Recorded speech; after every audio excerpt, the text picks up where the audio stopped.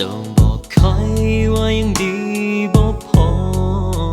เจ้าเลยขอจงแยกทาง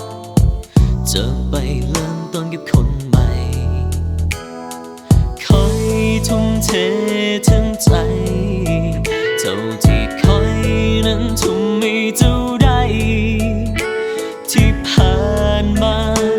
ทุกอย่างดีเจ้าก็พอใจได้ทุกสิ่งที่มอบให้เมื่อในวันนี้ที่ว่างเปล่าถ้าเจ้ามาย้ำว่าคอยด้อยกว่าเขานานก็แล้วแต่ใจเจ้าต้องการจบตอนใดคอยก็ยังยิ้มเจ็บแต่ยิ้มให้ยิ้มได้เจ็บปวดเท่าไรเจ้าบ่ต้องห่วงเมื่อเจ้าทิ้มคอยเราไปเลือกเขาคอยยังรู้สึกดีที่เจ้าได้พบคนที่คู่ควรเจ็บแต่ยิ้มให้ก็เพราะเข้าใจหูนิสัยของเจ้าดีเป็นเส้นใดยิ่งเจ้าย้ำว่าเขานั้นดีสันดีเพียงใดมันแห่ได้คิดถึงวันที่เจ้ามาหาใคร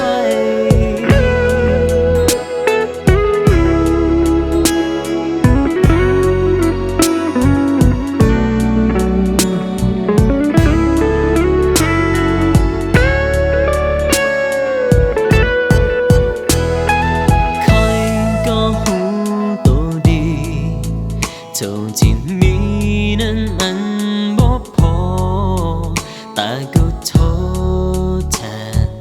ด้วยใจมอบความรักให้เจ้าไปอย่างแท้จริงเมื่อเจ้าว่าบ่พอ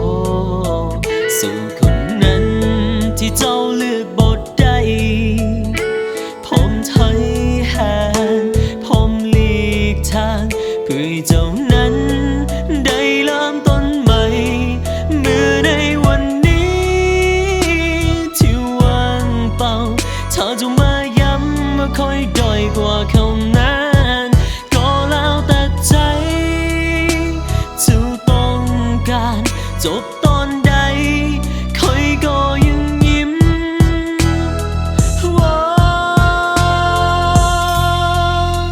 เจ็บแต่ยิ้มให้ยิ้มได้เจ็บบ่เท่าไรเจ้าบ่ต้อง